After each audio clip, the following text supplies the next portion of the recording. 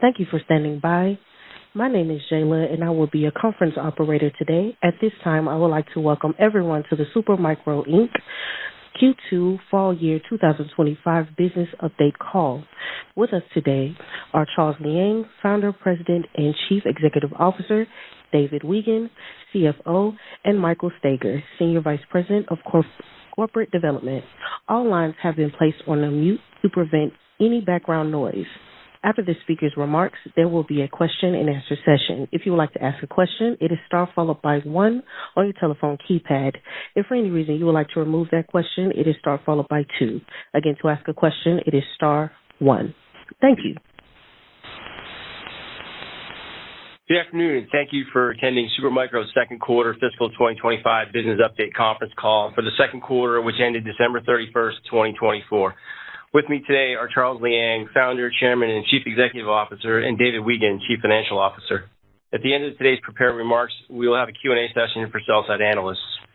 Additionally, the company will not address any questions regarding the delay in the filing of the company's fiscal year 2024 10-K and 10-Qs due thereafter.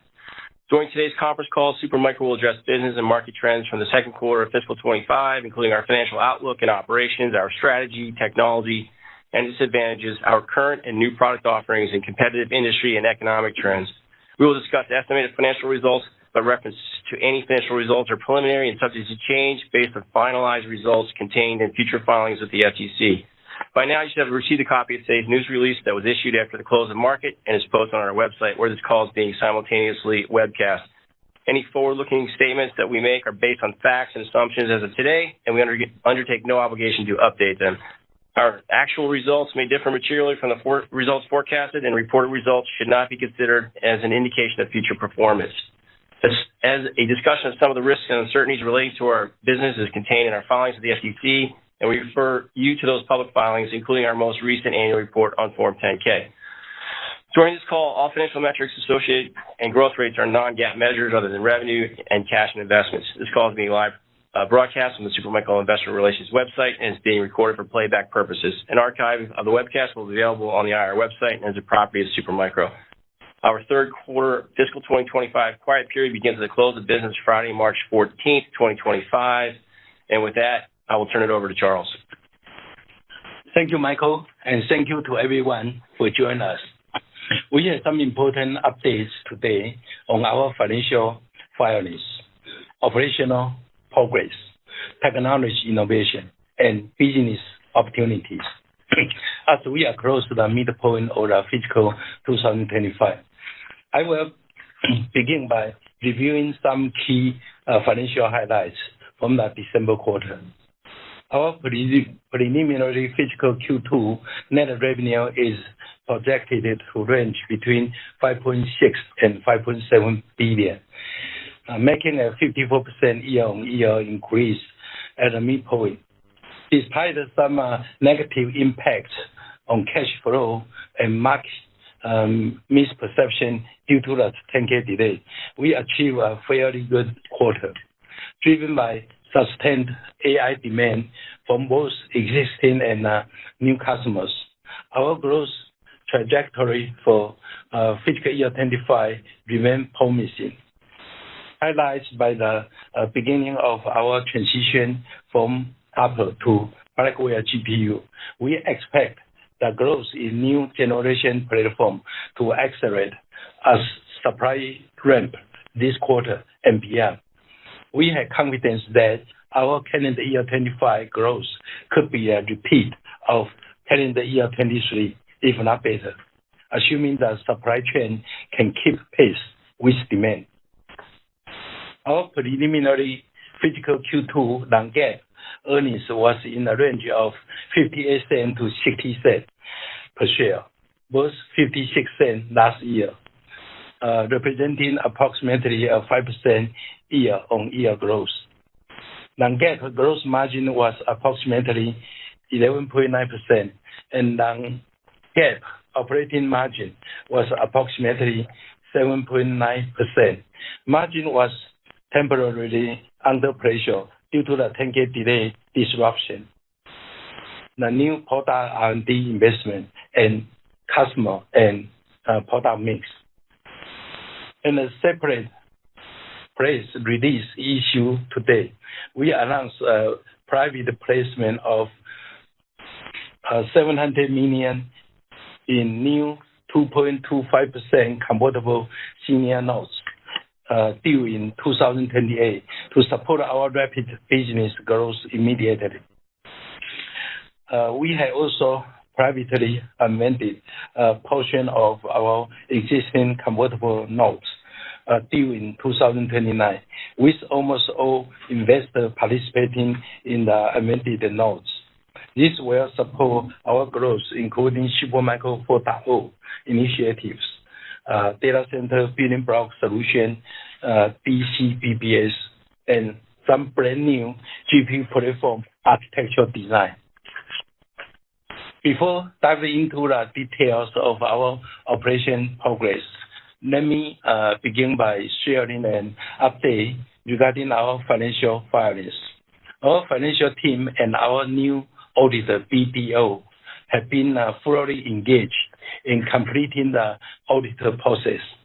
Based on our progress to date, we are confident that our fiscal year 24 Form 10-K and the first 2 quarters of fiscal year 25 Form 10-Q will be filed by February 25th this year. As previously stated, the special committee found no evidence to support the formal auditor's reasons for resignation. However, over the past 2 quarters, we have added senior leaders in corporate communication, operation, finance, legal, and compliance departments.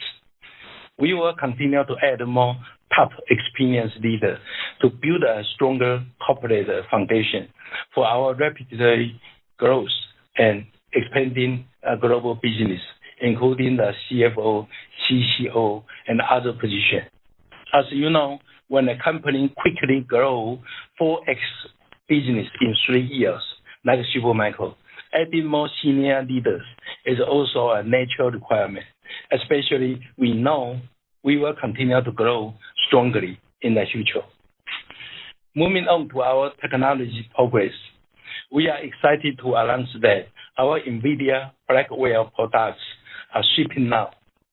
We have begun volume shipping of both air-cooled 10U and liquid-cooled 4U NVIDIA B200 HGX system. Meanwhile, our NVIDIA GB200 NVL72 racks are fully ready for production as well. Utilizing our system building blocks, we are going to soon offer more brand new platforms for customers seeking further optimize, higher density, and even greener AI solutions. While most of the key components are ramping at a full speed, it will take some time to fulfill our current AI solution backlog. Some customers also need more time to finish their DLC data center build-out. At the same time, we see strong new demands keeping coming from enterprise CSPs, serving entity, and hyperscale. We are expanding and enhancing our total liquid-cooled data center infrastructure solution, featuring the latest DLC technology, exemplified by the XAI process, the world's largest liquid-cooled AI supercomputer. Supermicro is the disruptive leader in driving industry-wide adoption of DLC technology, which reduce customers' OpEx and achieve green computing. We expect more than 30% of new data centers worldwide to adopt liquid cooling infrastructure within the next 12 months, driven by the rapid and continual growth of AI. Green computing deserves to be everywhere in the world. Our DLC long-term investment and leadership provide a sustainable competitive edge and economics of scale far ahead of competition. Supermicro's data center building block solution consolidated server racks, networks, storage, water tower, software management, on-site deployment, cabling, and service for an end-to-end solution. The true value of data center building block solution is to save power, reduce space, and decrease water consumption, resulting in up to 40% lower TCO for our customers, according to our detailed calculation. It accelerates new data center deployments and help modernize existing infrastructure in weeks or months rather than quarters and years. Significantly improve data center TTD and TTO, time to delivery, and time to online. We are expanding our data center building block solution to include more key subsystems quarter after quarter, and will become a true one-stop shop, a data center partner to the whole industry. On the product front, our new Malaysia campus, on the production front, our new Malaysia campus will soon ship a product to our regional partners. Our Taiwan and European production capacity are also growing significantly. In Silicon Valley, we are rapidly expanding our manufacturing site to increase our DLC rack scale production capacity. The U.S. campus boasts an impressive 20 megawatt of power, enabling us to produce over 1,500 DLC GPU racks per month in the U.S. To better support our key partners and align with current government initiatives, when needed, we are also ready for other domestic manufacturing expansion in various regions across the U.S. This strategic expansion will ensure we meet the increasing demand for our product and service, while maintaining our commitment to a key partner for quality, security, TCO, total cost of ownership, TTD, again, time to delivery, and TTO, time to online. To summarize, we have been a product and technology leader in the IT industry for over 3 decades. As we continue to strengthen our internal operation and expand our U.S.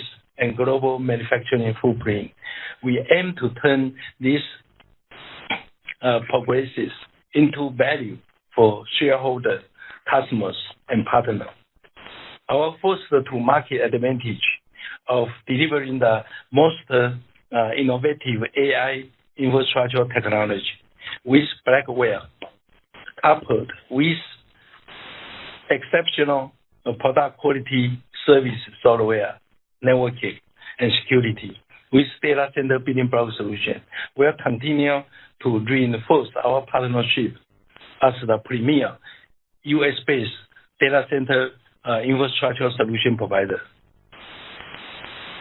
With our expanding technology leadership and today's AI trend, we believe it will result in a similar growth trend for us like 2023. With that, I'm confident we will finish this fiscal year strongly with revenue in the range of $23.5 billion to $25 billion, and I believe we have potential to reach $40 billion for fiscal year 26. Before passing the call to David for the financial overview, I want to thank all of our partner, customer, investor, and Supermicro team members, and express my deep appreciation for their continued support. With that, I will now turn the call to David. Thank you, Charles. Please note these numbers are preliminary and unaudited, subject to change upon completion of review by management, our audit committee, And additionally, our independent audit firm has not completed its review procedures with respect to this preliminary financial information. So to start, again, we expect Q2 fiscal year 25 revenues in the range of $5.6 to $5.7 billion, up 54% year over year. Again, growth was driven by demand for air-cooled and VLC rack-scale AI GPU platforms. AI-related platforms, again, contributed over 70% of revenue for Q2 across enterprise and cloud service provider markets. The Q2 non-GAAP gross margin is approximately 11.9% versus 13.1% last quarter due to lower margins from product and customer mix. And you'll recall that on the Q1 earnings business update call, we guided down 100 basis points for this quarter. The non-GAAP operating margin is approximately 7.9%, which excludes $82 million in stock-based compensation expenses versus 9.7% in Q1 due to those lower gross margins. Other income and expense is approximately $8 million, consisting of $15 million in interest and other income, offset by $7 million in interest expense. The tax rate is approximately 15% for GAAP and 17% for non-GAAP. GAAP net income will range from $315 to $325 million, and non-GAAP net income $375 to $392 million. Non-GAAP net income excludes $63 million in stock-based compensation expenses, net of the related tax effects of $19 million. GAAP diluted EPS is approximately 50 cents to 52 cents versus prior guidance of 48 cents to 58 cents. Non-GAAP diluted EPS is approximately 58 cents to 60 cents versus guidance of 56 cents to 65 cents. We expect a GAAP diluted share count of approximately 636 million and a non-GAAP diluted share count of 647 million. The closing inventory was approximately $3.6 billion versus $4.9 billion last quarter. CapEx was $28 million. Cash used in operations was approximately $240 million versus cash generated from operations of approximately $409 million in Q1. Supermicro began the second quarter with approximately $2.1 billion in cash and recorded approximately $320 million in GAAP net income for the second quarter. Cash was provided from lower inventory and other sources totaling $1.5 billion. And then the company used cash to pay down accounts payable by $1.2 billion. We realized higher other receivables from purchase rebates and prepaid inventory of $484 million. We had increased accounts receivable of $335 million. We also reduced our bank loans by $346 million net, and we incurred capital expenditures of $28 million and had other uses of cash totaling $87 million. This resulted in a reduction in cash during the quarter of $660 million, thereby ending the company's second quarter fiscal year 25 quarter with $1.4 billion in cash at the end of December. Now, I want to point out we've continued to prudently manage our working capital, and for the month ended January 31st, 2025, we ended with approximately $2 billion in cash. Turning to the balance sheet and working capital metrics compared to last quarter, the Q2 cash conversion cycle was up to 104 days versus 97 days in Q1. Days of inventory was 78 days compared to the prior quarter of 83 days. Days sales outstanding for Q2 was 47 days versus 42 days last quarter, while days payables outstanding was 21 days compared to 28 days last quarter. In a separate press release issued today, we announced a private placement of $700 million of new 2.25% convertible senior notes due 2028. And we privately amended our existing $1.7 billion convertible senior notes due 2029. The company is reconfirming that no previously issued financial statements require a restatement. The company, however, made certain adjustments to the preliminary unaudited results for the fourth quarter of fiscal 2024 that it had announced on August 6, 2024. The adjustments recorded in the results for the fourth quarter of fiscal year 2024 include an increase in net sales of approximately $46 million and an increase in the cost of sales of approximately $96 million, which included a charge due to an increase in inventory reserves of approximately $45 million. There was also an increase in operating expenses of approximately $5 million. Until the company's fiscal year 2024 financial statements are filed, the company is required to reassess its accounting estimates for financial reporting. The charge for inventory reserves results from an unanticipated decline in the market value of certain components that were held in the company's inventory or on non-cancelable purchase orders at the end of fiscal year 2024. Collectively, these changes resulted in a downward adjustment to the previously announced preliminary unaudited fiscal year 2024 and fourth quarter of fiscal year 2024 GAAP and non-GAAP diluted net income per common share of approximately 9 cents. That's based on a post-split diluted shares outstanding basis. The foregoing adjustments are to previously announced preliminary unaudited financial results, and as such, they do not constitute a restatement. For the third quarter of our fiscal 2025, we are expecting net sales in the range of $5 billion to $6 billion. We expect the GAAP and non-GAAP gross margin to be approximately 12%. We expect GAAP and non-GAAP operating expenses to be up approximately $17 million sequentially, and GAAP and non-GAAP other income and expenses to be a net expense of approximately $12 million. We expect GAAP net income per diluted share of 36 cents to 53 cents, and non-GAAP net income per diluted share of 46 cents to 62 cents.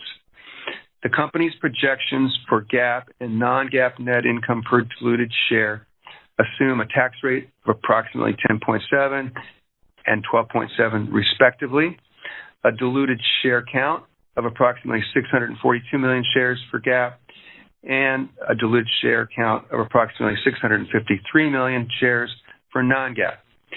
The outlook for Q3 of fiscal year 2025 GAAP net income per diluted share includes approximately $65 million in expected stock-based compensation expense and other expenses, net of related tax effects of approximately $17 million, which are excluded from non-GAAP net income per diluted share. So again, I want to point out, revenues for the trailing 4 quarters are between $20 and $21 billion. And for the fiscal year 2025, we are updating our revenue guidance from a range of $26 billion to $30 billion to a new range of $23.5 billion to $25 billion. So we're very happy to announce that the company has raised money through the issuance of new bonds, and we will continue to improve our liquidity as our growth requires it. I want to end by saying that the final financial results reported for this period may differ from the results reported here based on the review by BDO, our new independent registered public accounting firm. But we expect to complete our fiscal year 2024 audit by the February 25th filing extension date that we have been granted by NASDAQ. So, Michael, I'll turn it back to you. Leila, we'll now take questions. Again, if you would like to ask a question, it is star followed by 1. Our first question comes from Michael Ng with the company Goldman Sachs. Michael, your line is now open. Hi, good afternoon. 2 questions for me, if I could. First, I was wondering if you could talk a little bit about the $40 billion fiscal 2026 revenue outlook. What informs your confidence there? If you could shed any light on backlog or pipeline or product roadmap that is informing that outlook, that would be great. Thank you. Yeah, I mean, our product line continue to grow.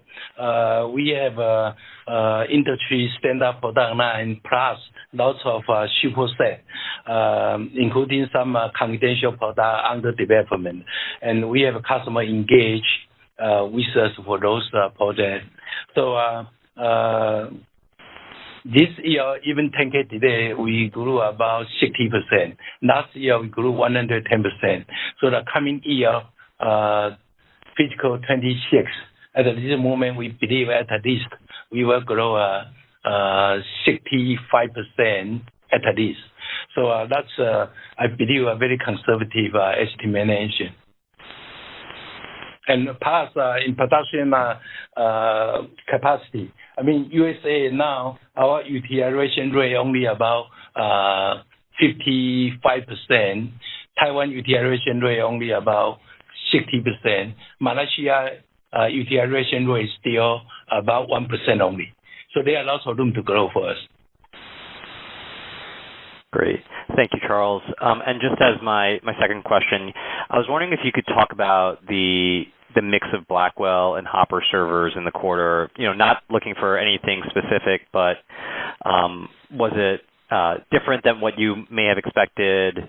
Was Hopper stronger? Was Blackwell affected by any supply chain constraints? Thank you. Yeah, we have both already, right? Hopper for sure have been a very mature product, H200, for example. And then Blackwell, we have a GB200 fully ready in production. And then for B200 HGX, we have a 10U air cooler fully ready for production. And then 4U liquid cooler fully ready for production. And we already accumulated some good volume backlog, back order, and continue to see lots of new order coming. So I believe we do not share the detail about the percentage, but basically, for sure, more and more customers like to have a B200 and GB200, but we have all of them ready. Thank you for the thoughts, Charles. Appreciate it. Thank you. Our next question comes from Ananda Baral with the company Loop Capital. Ananda, your line is now open.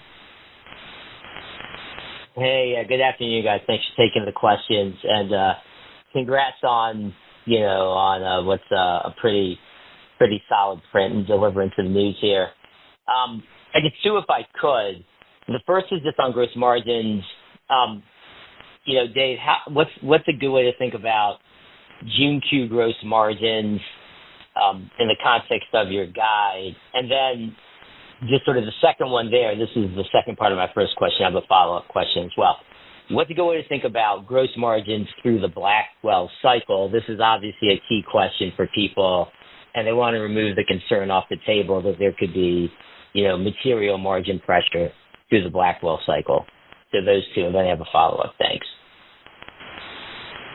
Yeah, thank you for your question. For sure, when product become mature, like H100, H200, then we had to face to a price competition strongly. But for Blackwell, doesn't matter GB200 or B200. for sure, whenever there are new product, our margin will become much better. And especially talking about liquid cooling, we believe DLC or overall liquid cooling market share will grow all the way to 30% or even more in next 12 months. And in terms of liquid cooling, in last 12 months, I believe we offer the majority of global liquid cooling. So when faced to Blackwell opportunity, most of the customers like to go for liquid cooling. I believe we have a much better position. Hey, can I just throw a point on there? Hey, look, Hey, Charles. let me just add that while many are focused, hey, let's take Ananda, most of us are focused on the gross margins, rightfully so, but don't miss the critical point that we're driving operating margins above our targets. That translates into shareholder value. So Ananda, this is David. One thing I would add is, if you look back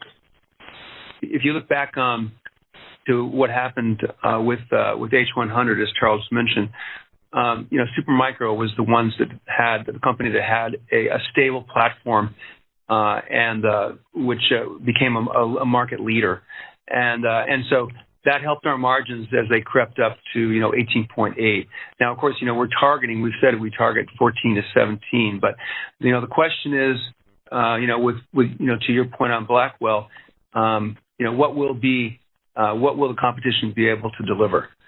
And I think that's going to be a big indicator of margins. We feel like we're in pretty good position. Appreciate it. Because we've already been, yeah. Yeah, appreciate that, guys. And then the follow-up is just on the rev guide. Charles, the $40 billion. So a couple things. You mentioned calendar year 25 could be similar to calendar year 24, which was about 40% growth. So that would suggest maybe $8 billion on average in the September-December quarter of revenue. And then the $40 billion, the at least $40 billion for fiscal 26 would then suggest maybe at least $12 billion on average the March and June quarters of 26 fiscal year. So is that sort of what you're talking about? And then what gives the confidence, I guess? What's the thought process underpinning that $40 billion and those kinds of rev quarters? And is it GPUs as well as custom ASICs as the TAM opens up? So just kind of a customer question there as well. Thanks. That's it for me. Yeah, thank you. Again, whenever there are new technology, we have a good chance to grow, right? Kind of like this time, Blackwell, right? And kind of DLC liquid cooling. And again, we have a much higher capacity ready for liquid cooling compared with the market. And last year we grew 110%, and this year basically we will grow about 60-something%, right? So next year, fiscal year 26, I believe 65% is a very conservative estimation. And personally, I hope we can grow more than that, but that's to be conservative. Thank you. Thanks, guys. Really appreciate it. Thank you. Good. Our next question comes from Samik Chatterjee with the company J.P. Morgan. Samik, your line is now open. Yep. Thanks for taking my question, and have a couple of questions as well. Maybe just to start off, Charles, I think the last time you mentioned, which was in 2024, that we could expect sequential revenue increases in the medium term on a quarterly basis. When I sort of look back at it in hindsight, it looks like what derailed that sequential growth to some extent was the product transition from NVIDIA in going from one product generation to another, which also drove some change in customer behavior. As you're thinking about the revenue target here for $40 billion for fiscal 26, I mean, is there an underlying assumption that you won't see a similar customer behavior change towards the next generation product as NVIDIA goes through a transition again in that time frame, or is there something that I'm missing in that sort of overall product transition that we should expect from your GPU supplier? And then I have a quick follow-up. Yeah, I mean, for calendar 25, for example, I believe we should be pretty able to repeat 2023 history.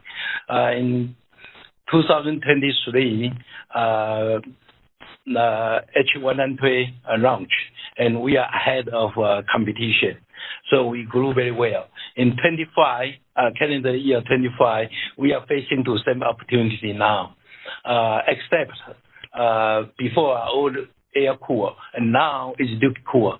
And in terms of liquid cooling, especially DLC, we have a major market share, and we have a huge capacity, 15 Untitled rack per month capacity ready.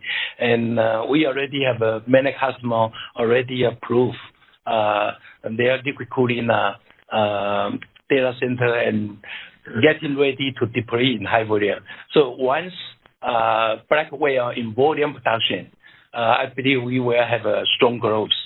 And now we are just diligently preparing all the logistics, including the system enclosure, the thermal solution for sure, the GPU supply from our vendor, NVIDIA. So we are well prepared, and once logistics ready, we are ready to ramp up our growth. Okay. Maybe Charles, I'll follow up on that. Yep. Yeah. Go ahead, sorry. Plus, I mean, we are spending more effort in Asia and Europe now. In 2023-24, most of our market are in USA. But now our team in Asia and Europe are becoming much ready, much stronger to grow market share in Europe and Asia as well. Got it.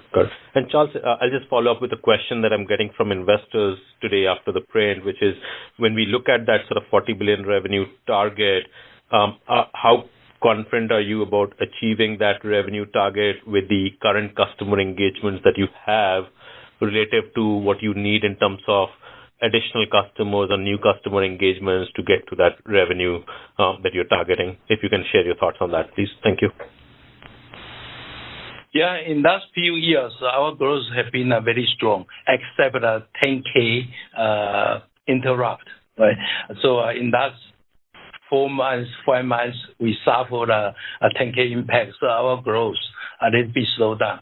But we will fix 10K filing very soon, and cash flow won't be a problem anymore. So product is strong. Capacity here, customer is ready. So I believe $40 billion forecast is a relatively conservative estimation. Okay, thank you. Thanks for taking the question. Yeah, thank you for your question. Our next question comes from Ruplu Bhattacharya with the company Bank of America. Ruplu, your line is now open. Thanks for taking my questions. I have two. The first one is on gross margin. Overall, do you think industry margins are now under secular pressure given more competition from other AI server manufacturers? And is liquid cooling really a competitive advantage which you can charge more for, or is that also becoming commoditized since it looks like everyone seems to be offering their version of liquid cooling? So, David, how are you thinking about the long-term gross margin range for your business? And I have a follow-up on revenues. Certainly. So what I would say about gross margins are that number one, what we count on, Ruplu, is being the first to market with the very best solutions.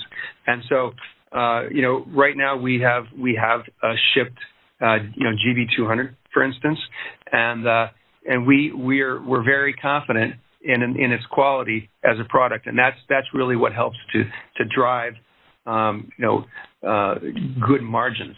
So it's not just liquid cooling; it's stable systems that have high quality, high reliability, and also really the best performance. So I think that our abilities in liquid cooling were already demonstrated in the prior quarters, and it's really our data center building block solutions which give us a plan for the future. And so we have a lot of things planned for the future, but data center building block solutions are one of those, where we offer a lot more solutions for the complete data center at all levels. So again, we haven't changed our target margin. And yes, there is competition. There's always going to be competition. But I think that if you look at how we've performed historically and our ability to engineer in all the latest technologies, I think that's our moat. That's our advantage. Yeah, let me add a little bit. Okay, thank you. The DLC, yes. Go ahead. Yeah, DLC, everyone talking about they have a DLC solution, but how many competitors really have a DLC deployment in high volume? I guess it's very minimal. Last year, I believe we shipped at least 60% of our worldwide DLC solution. So that means those are competitors indeed. They are ready, but they did not have experience yet. And talking about data center building block solution, not many providers are able to provide on-site deployment and on-site cabling, on-site servicing. And now with DLC, with 150 kW per rack, or even more power per rack, I believe the on-site deployment, cabling, service become a very important value to customers. And we are a company have exactly all the experience, all the successful story. Okay. For my follow-up, if I can ask, as new efficient AI models like DeepSeek come about, how are you thinking about the impact on your business? And, as we move from training to inference, what is Supermicro doing to further penetrate the enterprise vertical? I know you have enterprise customers, but for those enterprise customers who don't have a large engineering presence, what is your strategy for attacking that customer base as well as for sovereign customers? Thank you for taking my questions. Okay, so for DeepSeek, for sure, the software can always be more efficient quarter after quarter. So we know that. But the industry's expense pretty depends on financial plan. So I believe the market size won't shrink because of DeepSeek. And in terms of enterprise, we have been in the enterprise market for more than 10 years. And our team in enterprise have been much stronger than before ever, especially with our service team, management software, and end-to-end data center solution. I believe it's the right time for us to grow quickly in enterprise segment. Okay, thanks for all the details. Appreciate it. Thank you. Our next question comes from Nihal Chokshi with the company Northwind Capital Markets. Nihal, your line is now open. All right, thank you. Quick question here. Can you tell us whether or not backlog is up Q-to-Q for the December quarter? So we don't generally give out backlog figures, Nehal.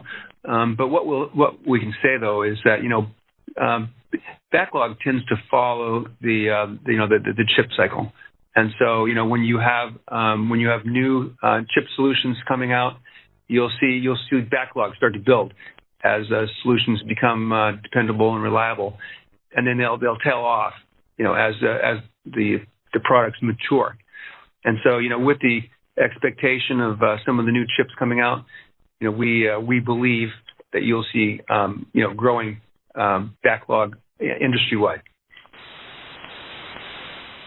Got it. Thank you. And then I apologize in advance. This question is going to sound a bit Turkish, but Charles, you characterize the $40 billion target at 60% year-over-year growth, and given that fiscal year 25 is going to be around 60% year-over-year growth, and likely impacted by the 10K delay. Therefore, 60% year-over-year growth for fiscal year 25 is potentially conservative. But, I mean, is historical year-over-year growth really a good indicator of future demand? Have you looked at the actual, pipeline of demand and said, yep, we believe that this is how big is the pipeline, and this is a reasonable conversion rate, and therefore $40 billion is indeed very reasonable? Yeah, very good question. From both, I mean, we validate the business and from all different dimensions, right? I mean, from our historical growth, last few years we have been growth more than 60% year over year, basically, except this year, right? The current year because of 10K delay, and we have some cash flow constraint. So we grew. We may grow only about 60% or 60-something. But other than that, I believe looking forward next few years, our growth should be every year should be more than 60%. And second, from customer demand, from a customer backlog, from a customer commitment, sales commitment, looks like $40 billion is relatively a very conservative target. Great, thank you. And if I might squeeze one more in, I'm sorry, but I'm not quite getting what you mean by data center building block architecture. Can you give me a concrete example as far as what does that mean? Is it basically the cooling tower design or something else? Can you put a little more concreteness behind that? Okay, still a little bit confidential, but I'm happy to share. I mean, it's like our rack scale building block solution. Customer want to build in their rack, we have everything for them. Same thing, customer want to build their data center, we will have everything for them. And today, we offer more and more key components. For example, liquid cooling, all the kind of liquid cooling pump, right? And water tower, right? Dry tower, water tower, and then all the kind of cable. A little bit too new to share. Yeah. I mean, anyway, all the people build a data center need those key components. We try to provide all of them, including software, including management tool and experience. So I hope customer can one-stop shop with Supermicro to build their data center, make their data center time to market much quicker and also cheaper and lower cost, right? And quicker to build their data center and less power consumption. Thank you, and better quality, right? Thank you.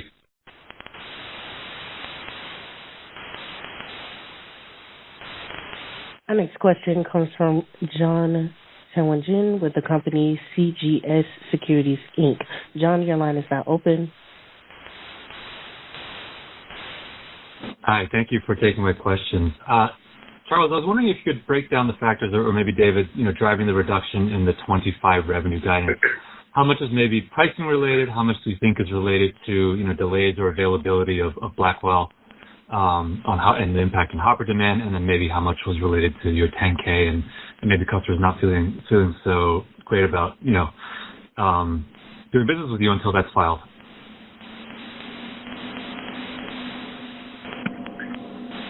Yeah, I would say, John, that probably the biggest factor was just the delay in new technology, because when you think about it, we were all set to go. We were all set to ship, with liquid cooling. We were ready, and but the problem was that not everything else was. So that was certainly a huge impact. I think obviously 10K delay was a distraction, but it's more about technology for us because we count on being early to market, and so if that's what creates the big jumps that we have. The kind that took place last year from Q3 to Q4 when we went up $1.5 billion in one quarter. But remember, we finished the 4 quarters that ended June 30th at $15 billion, and now here we are 2 quarters later, and now we're at a trailing 4 quarters of over $20 billion. So, we have the dynamic to accelerate really well when the technology is there that customers want. And I think if you look at all of the spending predictions and intentions that are out there, you can see the money being put in place to spend money on data centers and on data center solutions, and that's why we're here. Got it. Thank you. And then can you talk about your capital needs and cash flow expectations going forward as you start getting the quarter where you're maybe generating $8 billion in revenue, $12 billion in revenue, as implied by that $40 billion target?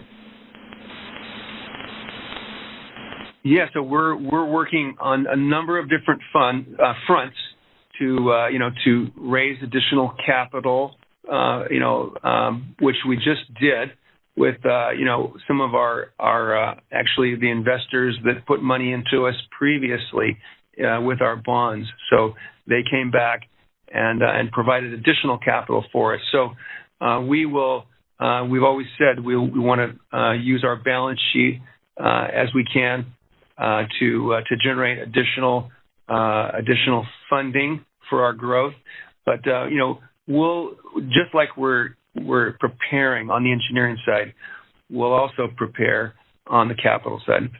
Yeah, in terms of leverage our inventory and AR, I guess the loan should be available very soon for us. Yeah, we have a very unlevered balance sheet, as you know right now, because we paid down a lot, some of the bank debt, and so we've paid down a lot of accounts payable, and so we have a very healthy balance sheet.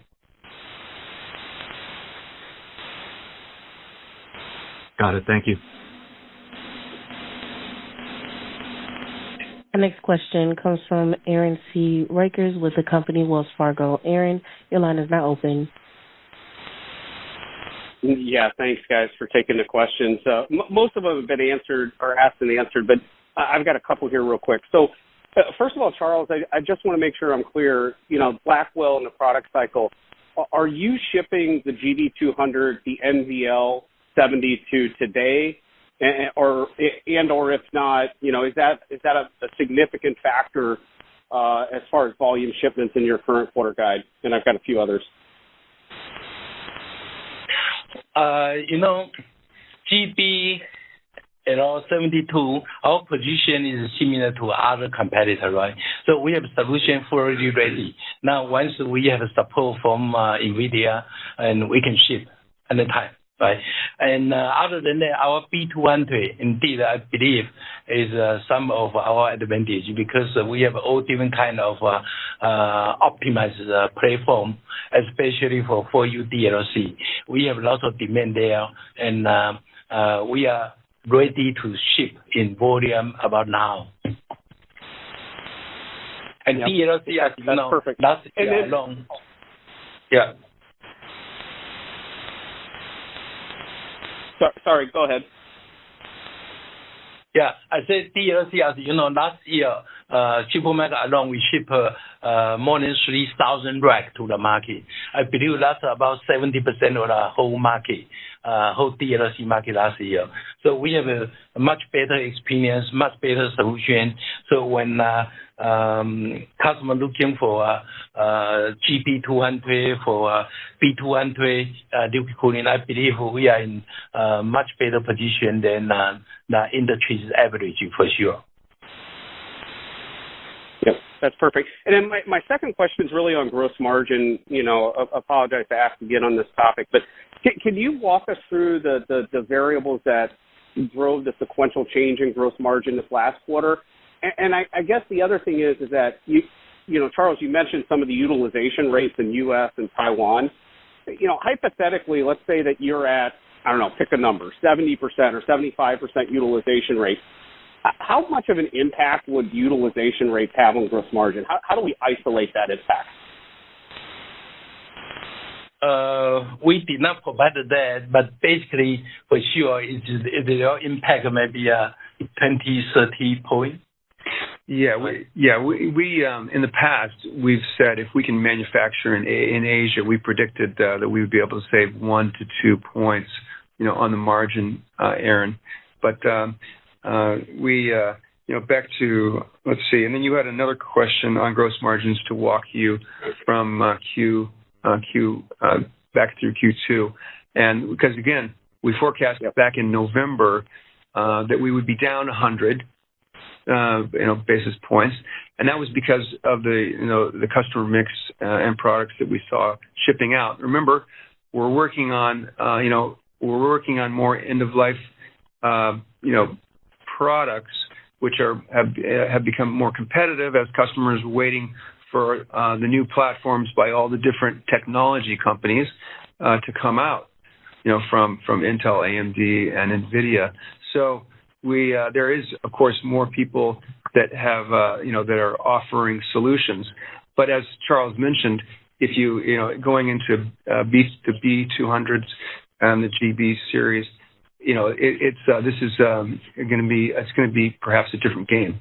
And so that's my commentary on how we got to the change in margin. And we had some extra expenses as well, because we're spending more on R&D right now, and specifically in buying, some of the, the advanced, chips as we refine our engineering and production to get ready for, what we consider will be, very large, shipments coming up. Yep. Thank you, guys. Yeah, on-site deployment, cabling, and service, that will be another differentiation with other competitors.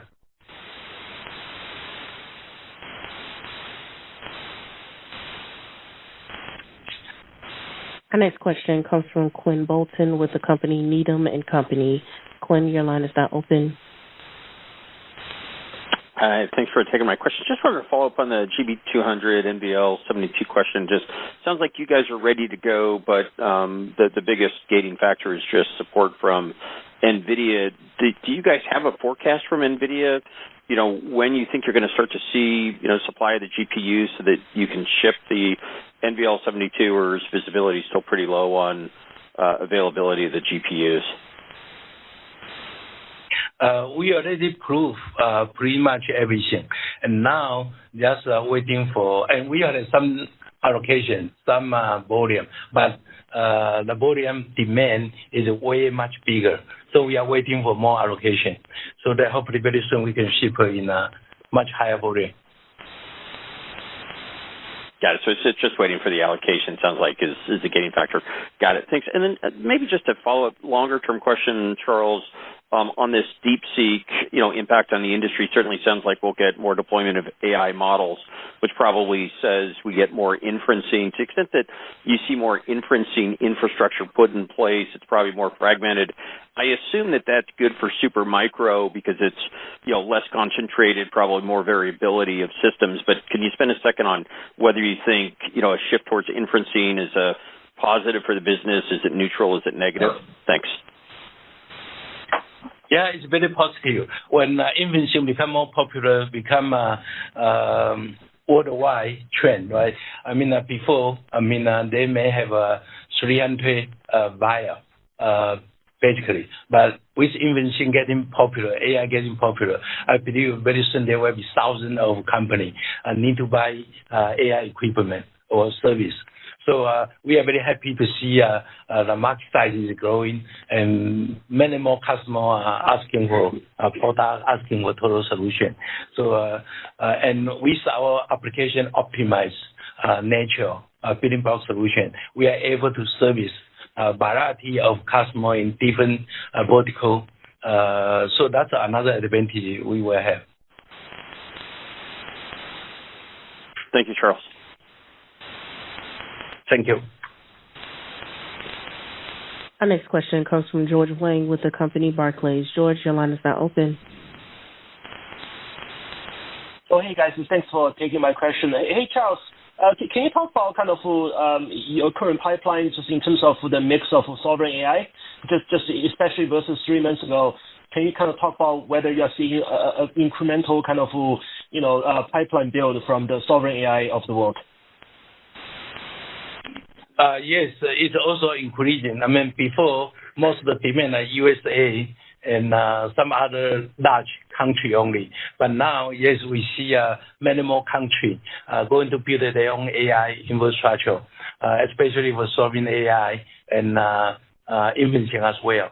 So the demand is kind of worldwide now, and it's a very exciting moment to see the AI boom continue to be popular worldwide. Well, just a quick follow-up, if I can. As we, potentially head into the GB300 era later this year or 2026, the supply chain chatter of most of the open standards as NVIDIA kind of potentially unbundle the supply chain. So that could potentially add more customization. So maybe directionally, can you talk about the implication to Supermicro, especially for the margin? Do you think that you can add a bit more customization, hence more margin, as we head into GB300, or it's non-material? Yeah, technology always unlimited. People always come out with some idea and some demand for different vertical, for different application. So we never feel our engineer have nothing to do. So always do not have enough engineering manpower. So even today, we still continue hire engineering very aggressively worldwide. So there are lots of room to optimize for different customers, different product line, different verticals, and especially for invention, right? So I saw lots of room to differentiate. And especially when we get into a data center building block solution, now we are growing our Mark 10 to a data center infrastructure. So to provide the whole solution for people who need to build a data center. So I see our Mark 10 also faster growing. Thank you. Jalen, we're out of time. Thank you for attending the Supermicro conference call, and we'll catch up with you soon. Thank you.